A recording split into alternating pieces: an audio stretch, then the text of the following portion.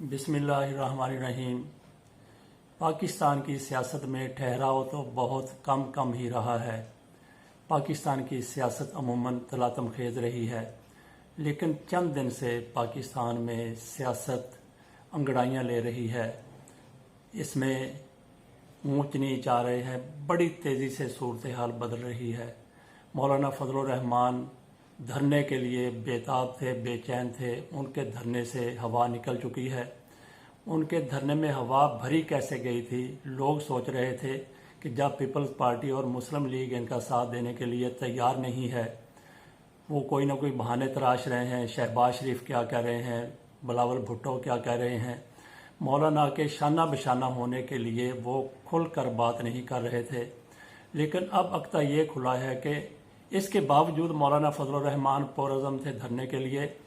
तो क्या इनके पीछे क्या था? कुछ लोग कह रहे थे कि इनके साथ एस्टेब्लिशमेंट है या एस्टेब्लिशमेंट के इशारे पे ये बात कर रहे हैं, लेकिन वो भी फौज की तरफ से इस इम्कान को भी सिरे से रद्द किया गया है, तरदीद की गई है कि ऐसा कुछ भी नहीं है। तो बहरहाल फ़ौज की तरफ से तो अमूमन ऐसा कहा ही जाता है। बहरहाल फिर मौलाना फजलुर रहमान के पीछे क्या है, वो अक्ता ये खुला है कि मौलाना फजलुर रहमान को मियां नवाज शरीफ की मुकम्मल सपोर्ट हासिल थी।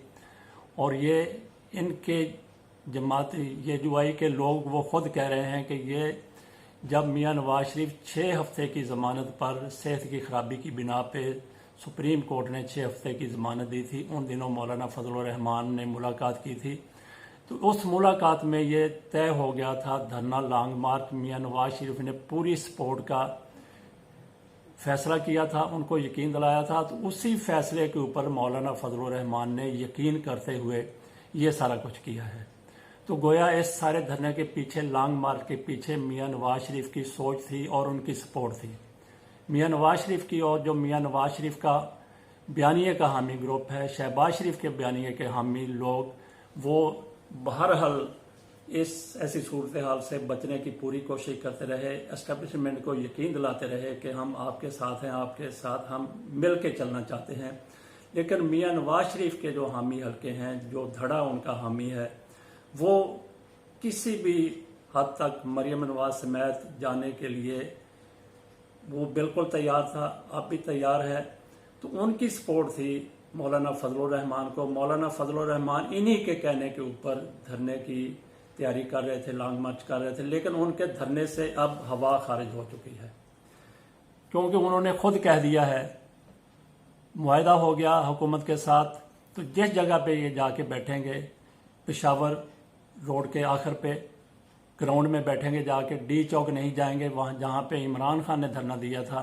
तो अब जहाँ जाके ये बैठेंगे, मार्च के बाद इन्होंने वहाँ पे जलसा करना है। और जलसे के बाद अगर ये वहाँ पे 5 साल भी बैठे रहे तो हुकूमत की सेहत पर कोई असर नहीं पड़ता। अपने मुतालबात वहाँ बैठ के वो मनवाते रहें। यू टर्न इमरान खान को कहते हैं। लेकिन मौलाना फजलुर रहमान ने जिस तरीके से कहा था, जी हम बिल्कुल तैयार नहीं हैं इमरान खान के इस्तीफे के बगैर कोई बात नहीं करेंगे।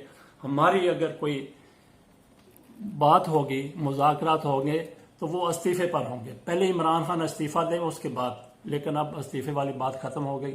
अकरम दुरानी ने मुज़ाकरात किए हैं, जो इनकी रहबर कमेटी है, जिसमें मुस्लिम लीग नून की, पीपल्स पार्टी की और दीगर जमातों की नुमाइंदगी मौजूद है। उनकी तरफ से अब हुकूमत के साथ मुज़ाकरात हुए हैं, वो बड़े कामयाब हुए हैं। इनको पुरअमन लॉन्ग मार्च का इजाज़त दे दी गई है, जलसे की भी इजाज़त दे दी गई है। तो ये कहा जा रहा है इनके लोगों की तरफ से कि वहाँ पे पहुँचने के बाद फैसला करेंगे क्या करना है। कोई भी फैसला कर सकते हैं, ज़्यादा से ज़्यादा क्या फैसला करेंगे कि हमने धरना देना है, धरना दे दें, जिसका हुकूमत की सेहत पर कोई असर नहीं होगा। अवाम पर भी वहाँ पे कोई ऐसी मुश्किलात नहीं होंगी, परेशानियाँ नहीं होंगी जहाँ पे इनको ला के बैठाया जाना है, इन धरने वालों को। तो बहरहाल इसके साथ साथ हुकूमत ने पूरी तैयारी कर रखी है अमन बहाल रखने की, अमन बरकरार रखने की। और धरने में अगर कुछ होता है, कोई ऊंच नीच होती है, कोई शिद्दत पसंदी होती है, कोई शर पसंदी होती है, उसकी पूरी तैयारी है हुकूमत की तरफ से। तो गोया ऐसी सूरत हाल नहीं है। तो मुस्लिम लीग नून की तरफ से इसकी सपोर्ट, वाजबी सी सपोर्ट की गई है। लेकिन मियां नवाज शरीफ पूरे के पूरे तौर पे इसके हामी थे, लेकिन उनकी हमायत भी अब यकीनी नहीं है कि वो हमायत करेंगे। मैंने बात की कि चंद रोज से हमारी सियासत अंगड़ाइयां ले रही है, इसमें तलातुम आ गया है, हलचल आ गई है।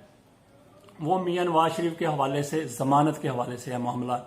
मियां नवाज शरीफ की लाहौर हाई कोर्ट ने चौधरी शुगर मिल में, जिसके हवाले से वो नैब की हिरासत में थे, जेल से उनको नैब की हिरासत में दे दिया गया। तो लाहौर हाई कोर्ट के जस्टिस बाकर नकवी है या रिजवी है, जस्टिस बाकर की नजफी है शायद, जस्टिस बाकर नजफी की क़यादत में 2 रुकनी बेंच ने मियां नवाज शरीफ को चौधरी शुगर मिल केस में जमानत दे दी, जिस केस में वो नैब की हिरासत में थे। तो उसके बाद उससे कबल इस्लामाबाद हाई कोर्ट का 2 रुकनी बेंच, जिसकी सरबराही जस्टिस आमर फारूक ने की, और उसमें जस्टिस कियानी थे उनके साथ।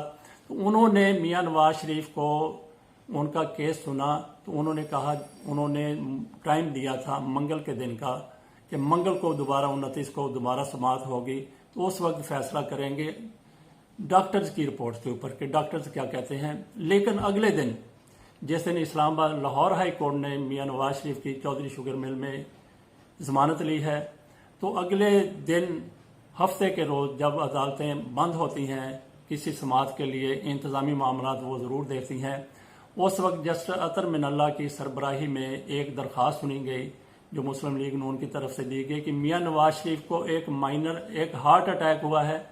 माइनर तो बाद में पता चला या टीवी के ऊपर आया, लेकिन वहां पे उन्होंने शदीद ही कहा होगा, या उन्होंने अटैक की बात की है, मियां नवाज शरीफ को अटैक हुआ है।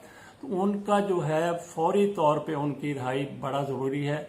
जस्टिस अतर मिनल्ला ने जस्टिस कियानी के साथ मिलकर, चीफ जस्टिस हैं इस्लामाबाद हाई कोर्ट के, उन्होंने इस केस की समाअत की और 2-3 दफ़ा मामला मुलतवी किया। तो उनका यही एक सवाल था कि मियां नवाज शरीफ को कुछ हुआ मंगल तक, तो ये क्या हुकूमत जिम्मेदारी लेती है? उस्मान बुज़दार जिम्मेदारी लेते हैं, इमरान खान, वज़ीर आज़म इमरान खान जिम्मेदारी उसकी लेते हैं, चेयरमैन नैब उसकी जिम्मेदारी लेते हैं, यह जवाब दिया जाए। तो तीनों की तरफ से कहा गया कि हम जिम्मेदारी नहीं ले सकते।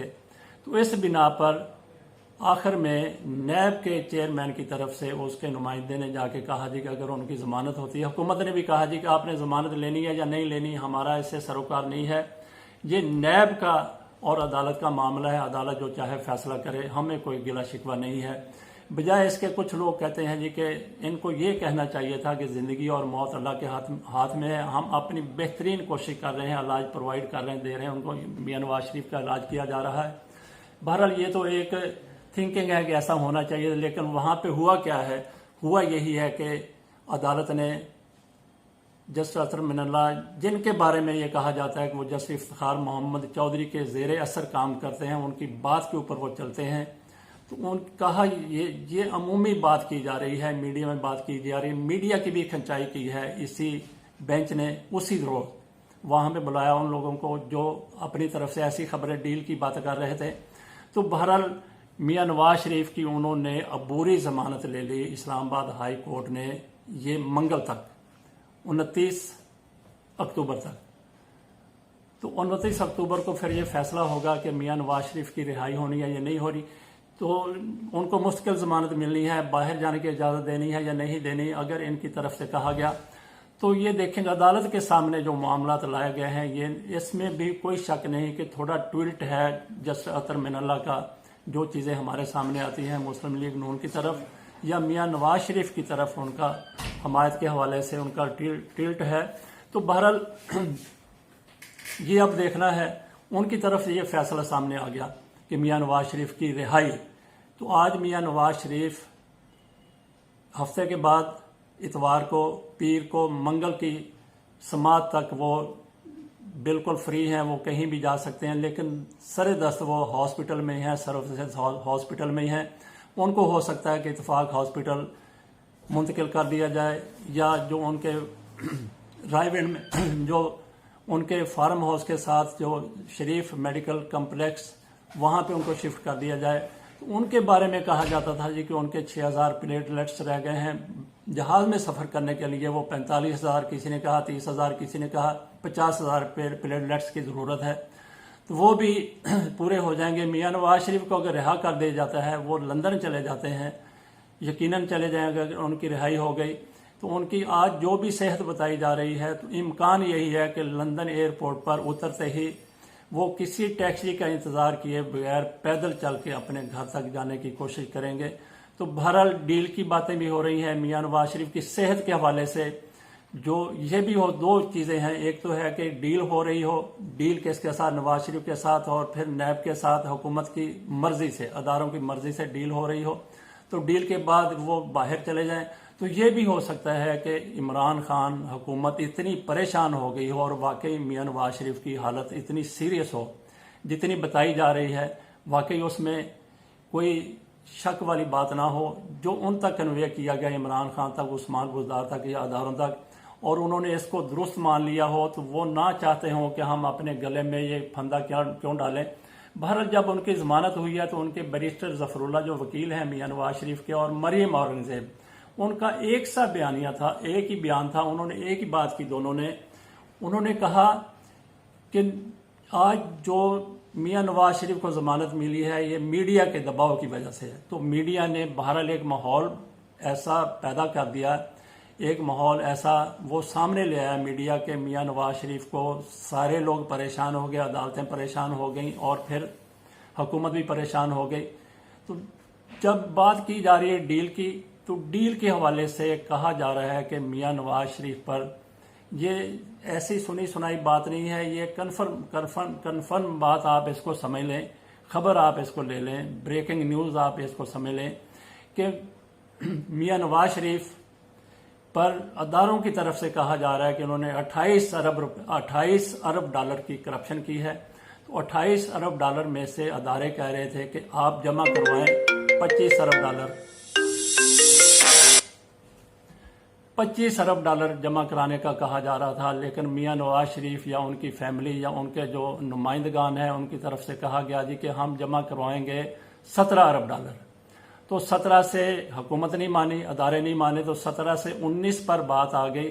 तो 19 के बाद अदारे ये कह रहे हैं कि 20 या इसके ऊपर अबाव आए तो फिर डील हो सकती है मियां नवाज शरीफ के साथ। तो इस हवाले से हो सकता है कि यूं डील होगी, अगर डील हुई है तो वो 20 अरब डॉलर से ज़ायद की डील हुई है। तो यहाँ पे आप मेरी खबर को इस हवाले से यूं देख लें कि मैं आबाई तौर पे ब्रिगेडियर एजाज शाह जो वज़ीर दाखिला हैं उनके हलके से मेरा तल्लुक़ है, मेरा उनके साथ कोई गपशप नहीं है, कोई दोस्ती नहीं है।